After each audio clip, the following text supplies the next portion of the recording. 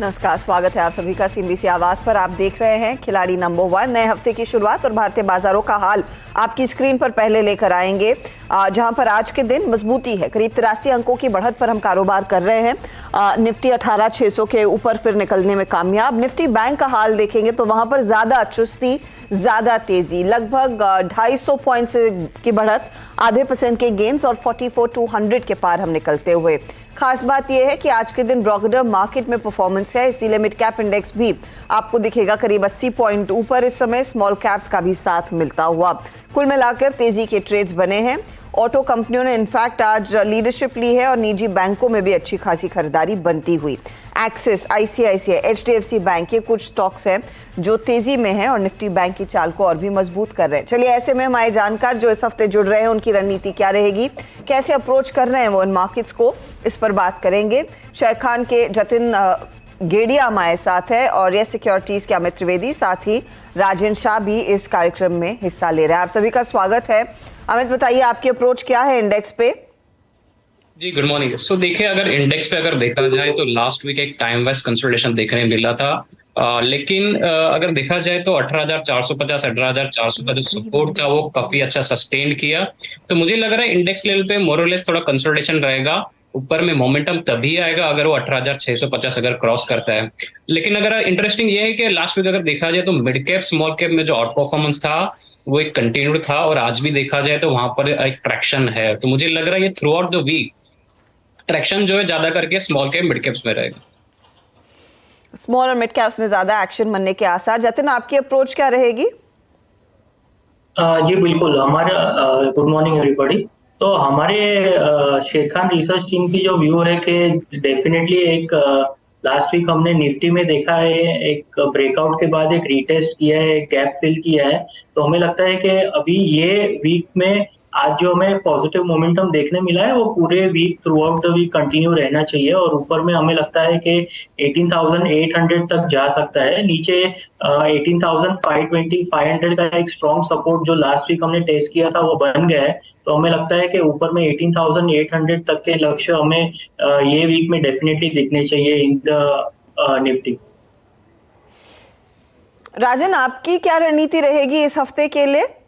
Good morning everyone. जिस हिसाब से मार्केट का स्ट्रक्चर है देखने चाहिए तो एक मार्च एंड यानी अप्रैल की शुरुआत से मार्केट एक तेजी में काफी अच्छी, जहां पे 16,800 से लेके अपने 18,700 तक तेजी देख चुके हैं और लास्ट एक वीक से मार्केट जो है वो एक अपवर्ड कंसोलिडेशन में, जहां पे लोअर एंड पे 18,400 के आसपास सपोर्ट एरिया है और ऊपर में 18,900 के आसपास एक रेजिस्टेंस एरिया है।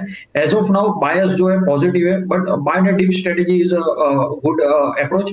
तो यहाँ पे 18,620 से लेके 18,550 के बीच में लॉन्ग जाना चाहिए। 18,480 का स्टॉप लॉस रखना चाहिए। टारगेट के अंदर 18,750 से लेके 850 का लेवल लेके चल सकते हैं। मार्केट काफी राइड अप हो चुका है तो ट्रेलिंग स्टॉप लॉस यहाँ पे रख के आगे बढ़ना चाहिए। और बैंक निफ्टी भी काफी अच्छा लग रहा है एज कम्पेयर टू निफ्टी। और बैंक निफ्टी में कंपैरिजन करें तो बैंक निफ्टी की जो स्ट्रेंथ है वो थोड़ी कम दिख रही है। तो मेरे हिसाब से निफ्टी को लॉन्ग करना चाहिए और बैंक निफ्टी यहाँ पे जब तक 43,500 के ऊपर ट्रेड करता है तीनों कॉल्स यहाँ पे नहीं हो सकता, लॉन्ग रहना चाहिए। देखते हैं क्या रहेगा। यहाँ पे लॉन्ग रहना चाहिए बैंक निफ्टी के अंदर, टारगेटिंग 44,800। मैं आपका पहला ट्रेड, खिलाड़ी नंबर 1 के पहले ट्रेड की बात कर रही हूँ। हाँ, आज मेरा पहला ट्रेड है वो रहेगा यहाँ पे HAL आप देखोगे तो काफी अच्छा कंसोलिडेशन करने के बाद बाहर निकल रहा है। 3275 के आसपास ट्रेड हो रहा है। करंट रेट से लॉन्ग जाने का रहेगा। स्टॉप लॉस यहाँ पे रहेगा 3150 का और टारगेट रहेगा, first target 3400 and second target 3500। 3400 के टारगेट के साथ ही हम ट्रेड अब जोड़ रहे हैं। हाल 106 रुपए की बढ़त पर 3150 के आसपास का आपने स्टॉप लॉस लगाना है। अमित, आपका ओपनिंग ट्रेड?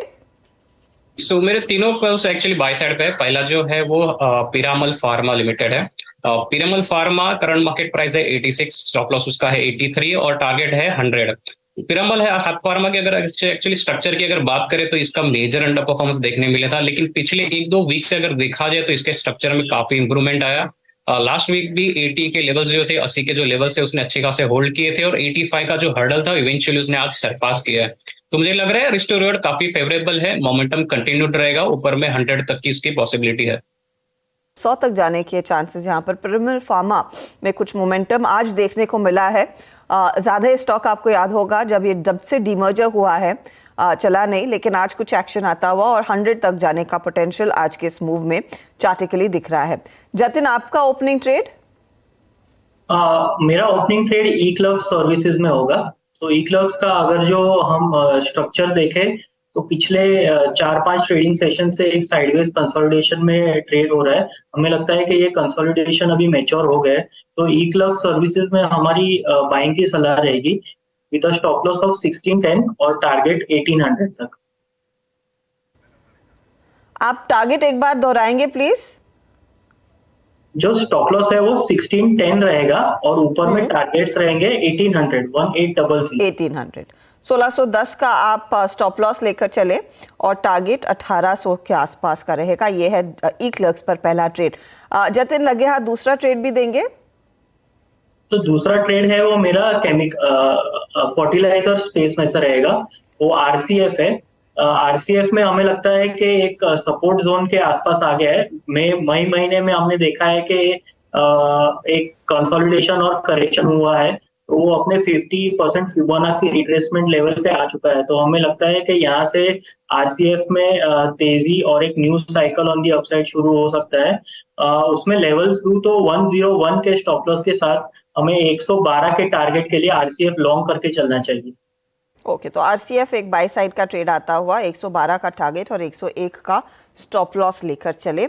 ये है जतिन का दूसरा ट्रेड। राजन, आपने हिंदुस्तान एरोनॉटिक्स के साथ शुरुआत की है, आपका अगला ट्रेड क्या रहेगा? हर्षिता, यहाँ पे मेरा दूसरा ट्रेड रहेगा, बाई साइड का रहेगा, वो रहेगा सॉपर स्टॉप्स। सॉपर स्टॉप्स अभी 780 के आसपास ट्रेड हो रहा है, करंट रेट से लॉन्ग जाने का रहेगा। यहाँ पे स्टॉप लॉस 740 का रहेगा। फर्स्ट टारगेट यहाँ पे 840 और दूसरा टारगेट 900। तो यहाँ पे सॉपर स्टॉप मेरा दूसरा रहेगा। तो 840 के टारगेट के लिए शॉपर स्टॉप में एक तेजी का ट्रेड एंड 740 का स्टॉप लॉस लगाने की सलाह यहाँ पर आपके लिए आई है राजन की तरफ से। अमित, पिरामल फार्मा का साथ दूसरा कौन सा स्टॉक देने वाला है? जी, दूसरा जो बाय है वो है बाय है संवर्धन मदरसन्स, जिसका करंट मार्केट प्राइस है 81। 79 का स्टॉप लॉस रखना चाहिए और अपसाइड टारगेट मुझे एक्चुअली इसके 93 तक लग रहा है। स्ट्रॉन्ग मोमेंटम देखने मिला था अप्रैल सीरीज से, अगर देखा जाए अप्रैल महीने से एक स्ट्रॉन्ग मोमेंटम देखने मिला था। रिसेंटली थोड़ा कंसोलिडेशन, थोड़ा करेक्टिव फेस आया था, लेकिन डाउन साइड में 78-79 पे अगेन सपोर्ट लेके वापस उसमें जो रिन्यूड बाइंग इंटरेस्ट है मुझे दिख रहा है। ओवरऑल स्ट्रक्चर देखा जाए तो ऊपर में 90 के भी लेवल से सरपास करेगा ऐसा लग रहा है।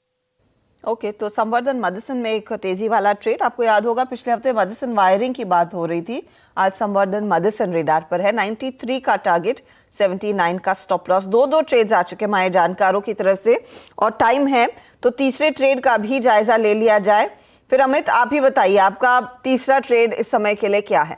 जी बिल्कुल। सो तीसरा जो बाय साइड पे वो हिंदुस्तान कॉपर है। देखिए हिंदुस्तान कॉपर में लास्ट में काफी अच्छा स्ट्रॉन्ग मोमेंटम आया था, वॉल्यूम्स की काफी अच्छे थे, तो मुझे लग रहा है कि ये जो मोमेंटम है अगर ओवल स्ट्रक्चर पे देखूं तो कंटिन्यूड हो सकता है। 114 करंट मार्केट प्राइस है हिंदुस्तान कॉपर के, 110 के स्टॉप लॉस रखने चाहिए और ऊपर में जो टारगेट देख रहा हूँ मैं 130 तक के देख रहा हूँ। 120 के टारगेट के लिए एक मौका यहाँ पर आपको दिख रहा है, तेजी वाला ट्रेड। जतिन, आपका तीसरा ट्रेड? मेरा तीसरा ट्रेड होगा फार्मा स्पेसेस में, हाइकल लिमिटेड। तो हमें लगता है कि लास्ट वीक एक स्ट्रॉन्ग प्राइस वॉल्यूम ब्रेकआउट दिया है ये स्टॉक ने, तो ये स्टॉक हमें ये वीक भी पॉजिटिव मोमेंटम कंटिन्यू रहना चाहिए। तो हमारा जो स्टॉप लॉस होगा वो 311 का होगा और ऊपर में हमें लगता है कि 345 तक जो है ये रैली कंटिन्यू रह सकती है।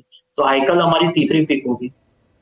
ओके, तो ये फिलहाल 340 तक जाने की पूरी क्षमता रखता है हाइकल का ट्रेड, तेजी वाला इस समय 1.5% के गेंस, 340-45 के टारगेट के लिए एक मौका और 311 का स्टॉप लॉस आप लगाकर चले। राजन, आपकी बारी, आपका तीसरा ट्रेड? मेरा तीसरा ट्रेड रहेगा यहाँ पे EI होटल, 218 के पास ट्रेड हो रहा है, तो करंट रेट से 218 पे लॉन्ग करने का रहेगा। यहाँ पे स्टॉप लॉस रहेगा 207 का, पहला टारगेट यहाँ पे रहेगा around 240 and second target 255। Okay, तो 240 के लिए EIH में तेजी करके चले, और EIH पिछले हफ्ते से इनफैक्ट आइडेंटिफाइड स्टॉक रहा है जहां पर खरीदारी हो रही है, और आज फिर वो फॉलो थ्रू की सलाह आती हुई राजन की तरफ से ये ट्रेड, जहां पर एक अपॉर्चुनिटी तेजी की इन्होंने पकड़ी है। 207 का स्टॉप लॉस लगाना है, तीन ट्रेड्स जोड़ने होते हैं, और वो तीनों ट्रेड्स आ चुके हैं हमारे जानकारों की तरफ से। एक काम करते हैं, लेंगे एक छोटा सा ब्रेक के बाद ऑफ कोर्स ये जो तब सभी ट्रेड्स आए उसका जायजा लेंगे, और साथ ही साथ वेस्टलाइफ फूड वर्ल्ड आज NSE में लिस्ट हो चुका है, इसके क्या मायने, और ऑफ कोर्स एक ओवरऑल बिजनेस अपडेट भी लेकर आएंगे कंपनी के मैनेजिंग डायरेक्टर सौरभ कालरा से इस खास बातचीत में। लेकिन आगे नंबर 1 CNBC आवाज पर हमारे जानकारों ने अपने अपने ट्रेड्स तीनों दे दिए हैं। अब उसका कितना फायदा इनके हाथ लग रहा है ये आपकी स्क्रीन पर लेकर आएंगे, एक एक करके देख लेते हैं सभी जानकारों का पोर्टफोलियो। तो जतिन गेडिया का पोर्टफोलियो आपकी स्क्रीन पर पहले आ रहा है, जहां पर इक्लक्स 1800 का टारगेट, 1610 का स्टॉप लॉस, RCF फिर इन्होंने जोड़ा 111 के टारगेट के लिए 101 स्टॉप लॉस है, और हाइकल 345 का टारगेट है, 311 का स्टॉप लॉस। इक्लक्स 0.12%, RCF 2% जोड़ रहा है इनके लिए, और हाइकल में 0.52% तक के रिटर्न्स इस घंटे बन रहे हैं। अमित त्रिवेदी के पोर्टफोलियो में पिरामिल फार्मा 100 का टारगेट, 83 का स्टॉप लॉस, संवर्धन मेडिसिन तेजी का ट्रेड, 93 का टारगेट, 79 स्टॉप लॉस, और हिंदुस्तान कॉपर 130 का टारगेट, 110 का इनका स्टॉप लॉस है। पिरामिल फार्मा नेली 1% के गेन्स, आधे % के करीब के रिटर्न्स संवर्धन मेडिसिन, एंड 0.26% के रिटर्न्स हिंदुस्तान कॉपर कमा कर दे रहा है इनको। आते हैं राजन शाह के पोर्टफोलियो पर। हिंदुस्तान एरोनॉटिक्स के साथ शुरुआत हुई, 3400 का टारगेट, 3150 स्टॉप लॉस है, तेजी का ट्रेड, तेजी की शॉपर स्टॉप में भी 840 का टारगेट, 740 का स्टॉप लॉस लिया, और EIH होटल्स पर इनकी तेजी की व्यू है, 240 का टारगेट, और यहां पर इन्होंने स्टॉप लॉस दिया है 207 का। रिटर्न्स देखेंगे तो EIH शांत है, लेकिन हिंदुस्तान एरोनॉटिक्स और शॉपर स्टॉप इनके जोड़ने के बाद थोड़े से नरम ट्रेड कर रहे हैं, ज्यादा तेजी देखने को नहीं मिली है। चलिए अब देख लेते हैं ओवरऑल रिटर्न्स की स्थिति क्या है और मुनाफे का मीटर किसके फेवर में जाता हुआ। तो जतिन ने पारी की शुरुआत की है 2.65% के रिटर्न्स के साथ, दूसरे स्थान पर अब अमित है 1.69% के रिटर्न्स इनके, राजन शाह शांत शुरुआत -0.16% के रिटर्न्स।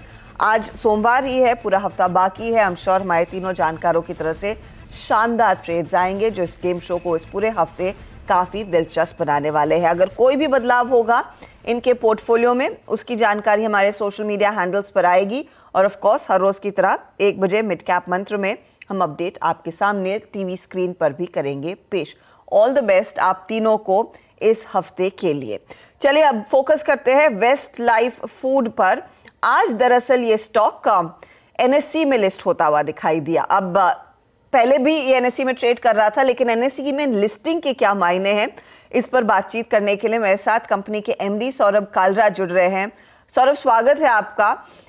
जहां तक मेरी समझ है आप BSE में लिस्टेड थे, वहां पर ट्रेड कर रहे थे, NSE में भी ट्रेड कर रहे थे, तो इस NSE में लिस्टिंग के क्या मायने हैं फिर? It's a great question. Actually हम BSE पे लिस्टेड थे और NSE पे हमारे को परमिशन टू ट्रेड था, तो we were not doing any compliances वगैरह on NSE, so everything was around BSE while there was only trading which was happening in NSE. Now with the proper listing we'll be attuned to all the compliances which are there in NSE. Also it gives us an opportunity to be a part of new indices etc. So that's what's happened today. Okay, तो does this create more visibility specially अंतर्राष्ट्रीय निवेशकों के लिए जो NSE को एक barometer के तौर पर देखते हैं, उसमें शायद वो आपके MSCI में निवेश करने वाले फंड्स होते हैं, FTSE वाले इंडेक्सेशन की जो बात होती है, एंड आर यू होपफुल कि फिर बड़ा फंड फ्लो देखने को मिलेगा इस स्टॉक में? सो एब्सोल्युटली विजिबिलिटी काफी बढ़ती है, कंप्लायंसेस भी अलग अलग हैं दोनों स्टॉक एक्सचेंज के, तो काफी सारे शेयर होल्डर्स को नया कंप्लायंसेस के साथ they get more data, much more richer data for us as a company. But funds की जो बात है, फंड्स तो डिपेंड करता है बहुत सारी चीजों पे, लिक्विडिटी कितनी है etcetera, but right now it's a great platform, great base to do to get more funds whenever we need etcetera. Right now it's a great base and we are happy that we are listed finally in the National Stock Exchange. No, I am sure you are, because आपके stock ने भी बहुत बढ़िया return दिया and I won't be surprised if the fund flow starts following through. अब returns अच्छे हैं क्योंकि डिमांड आपके फेवर में आती हुई दिखाई दे रही है, तो उसका अगर मुझे अंदाजा दे सके, क्योंकि आपने जो Q4 के नंबर्स पेश किए थे वहां पर रिकॉर्ड हाई सेल्स आपने डिलीवर की थी। इस समय Q1 में क्या फीलर्स मिल रहे हैं, डिमांड का प्ले आउट क्या है, क्या नंबर्स आप पेश कर पाएंगे going forward? So forward looking statement तो नहीं दे सकता मैं, लेकिन अगर आपको ब्रॉड आइडिया दूंगा तो इन्फ्लेशन थोड़ी ईज डाउन हुई है और हमारे अकॉर्डिंग ये साल अच्छा रहना चाहिए, डिमांड कंसिस्टेंट रहनी चाहिए और ज़्यादातर जो भी मैं रिपोर्ट्स वगैरह पढ़ रहा हूँ 10% के आसपास का केगर रहेगा ईट आउट का, 10 से 15% के बीच में। तो हमें लगता है कि वो एक अच्छा केगर है for food business to thrive और with inflation coming down it's good for the company, it's even better for the consumers. So लगता है कि it will be a well rounded year coming ahead. इस well rounded year में अगर मुझे एक idea दे सके कि गुरमे सेगमेंट जो आपके लिए काफी अच्छा कर रहा था वो कैसा करेगा और वैल्यू सेगमेंट में किस तरह का योगदान आने वाला है? तो हम लोगों ने जब अपना विजन 2027 दिया तो उसके ऊपर 3 चीजें पे बात करी। 3 चीजों में से पहली चीज तो थी अराउंड मील स्ट्रेटेजी। तो मैकडॉनल्ड्स स्नैकिंग में बहुत स्ट्रांग था, मील में हमको डेंट करना था मार्केट प्लेस पे, जो हम कर पा रहे हैं, उसके लिए आपको रिजल्ट्स दिख रहे हैं। दूसरा ओमनी चैनल बिजनेस, क्योंकि कस्टमर्स आज की डेट में मोबाइल पे भी हैं, कस्टमर्स घर पे भी बैठे हैं, तो हम कैसे एक ओमनी चैनल ब्रांड बने, ये दूसरा बहुत बड़ा लीवर था। और तीसरा लीवर था हम स्टोर की ज्यादा बढ़ोतरी कैसे करें, सो स्टोर ग्रोथ कैसे लेके आए। एंड फोर्थ फाइनली, ये सब चीजें बोलने में अच्छी लगती है, फाइनली परफॉर्मेंस कैसे दिखाएं मार्केट में। ये 4 लीवर के ऊपर हम काम कर रहे हैं। ये हमारी ब्रॉडली स्ट्रैटेजी है विजन 2027 के लिए भी। तो अगर मैं देखता हूं तो दोनों, वेदर इट्स ओमनी और वेदर इट्स मील स्ट्रैटेजी, दोनों पे काफी अच्छा हमको रिस्पॉन्स मिला है और हमको लग रहा है कि हम विजन 2027 के लिए, जहां हमने डबल अपनी सेल करने की बात करी है, स्टोर डबल करने की बात करी है, उसके लिए बहुत अच्छा फाउंडेशन ले करेंगे FY24 में, ऐसा हमारा मानना है। इस विजन 2027 के तहत FY24 में फिर कितने स्टोर आप जोड़ेंगे? सो टिपिकली हमने लास्ट ईयर 35 स्टोर्स किए थे। इस साल की जो हमने पहले ही बात करा कि 40 to 50 स्टोर्स के बीच में आपको स्टोर ओपनिंग दिखेगी हमारी। और rough same store sales growth क्या रह सकती है इनके लिए? हम same store sales growth again vision 2027 में हमने बोला है कि हाई सिंगल डिजिट ये सेम स्टोर सेल्स ग्रोथ होना चाहिए for us to be able to achieve our vision 2027। तो हम उसके हिसाब से करना चाहिए हमको। अच्छा सौरभ, जब पिछली बारी आपसे मैं रूबरू हुई थी तब आपने कहा था कि साउथ इंडियन मार्केट में बहुत ज्यादा स्ट्रेंथ देखने को मिल रही है। क्या आप शेयर कर पाएंगे कि साउथ इंडिया से कितना परसेंटेज ऑफ सेल्स देखने को मिल रहा है इस समय? आपने वहां पर अपने मेन्यू को थोड़ा सा और ब्रॉडन किया है, आपने विंग्स जोड़े, फ्राइड चिकन जोड़ा, तो मेन्यू में काफी बदलाव देखने को मिल रहा है। क्या रिस्पॉन्स मिल रहा है कस्टमर्स से? सो हम मार्केट का सेल्स ब्रेकअप नहीं देते, लेकिन जैसे आपसे मेरी पिछली बार बात हुई थी, साउथ पहले हमारा थोड़ा as per average system average नहीं था, अभी ऑलमोस्ट सिस्टम एवरेज पे है साउथ। और जितना भी हमने काम किया है, whether it's fried chicken, whether its wings, सबका काफी अच्छा रिस्पांस मिला है, काफी कॉन्फिडेंस आया है। इनफैक्ट आप देखेंगे हमारे करीबन ज्यादा स्टोर साउथ पे ओपन होंगे वर्सेस वेस्ट, तो ये आपको देखने को मिलेगा। और मैककैफे वहां पर किस तरह का परफॉर्मेंस एक्सपेक्ट कर रहे हैं हम फिर इस साल में लार्जली? नहीं, मक्काफे एब्सोल्युटली भी हमारे ऑलरेडी 310 स्टोर में मक्काफे हैं और सारे नए स्टोर मक्काफे के साथ खुलते हैं। तो we are very close to being 100%। तो अगले 1-2 साल में आपको सब स्टोर में जहां भी मैकडॉनल्ड्स दिखेगा वहां पे आप एक great cup of coffee P सकते हैं। आई एम श्योर। अच्छा, 27 तक आप सेल्स को डबल करने का इरादा रखते हैं, लेकिन FY24 के लिए क्या प्लान किया है, क्या अचीव करेंगे आप? So absolutely it's reaching the comfort zone as far as inflation is concern. लेकिन जैसे मैं ब्रॉडली अगर देखता हूं तो जो हमारा FY23 था, बहुत सेल और कॉस्ट के लिए एक बेस ईयर है और इसके ऊपर हमको ग्रो करना है ताकि हम अपना विजन 2027 पूरा कर सके। ये साल from an inflation standpoint बहुत मैनेजेबल लग रहा है कि हम कंटिन्यूअली अपना बेस के ऊपर इंप्रूव करते रहेंगे। अच्छा, एक अंदाजा मुझे आप दे सके फिर यहाँ पर मार्जिन्स कितने इंप्रूव होंगे considering inflation started cooling of? पिछले क्वार्टर में करीब 100 बेसिस पॉइंट का इंप्रूवमेंट देखने को मिला था, क्या यहाँ से और इंप्रूवमेंट आएगा? So gourmet segment according to me Harshada has already landed quite well. हमको हमारा मील स्ट्रैटेजी में 3 लीवर थे, मैं एक बार पहले बात कर चुका हूं इसके बारे में.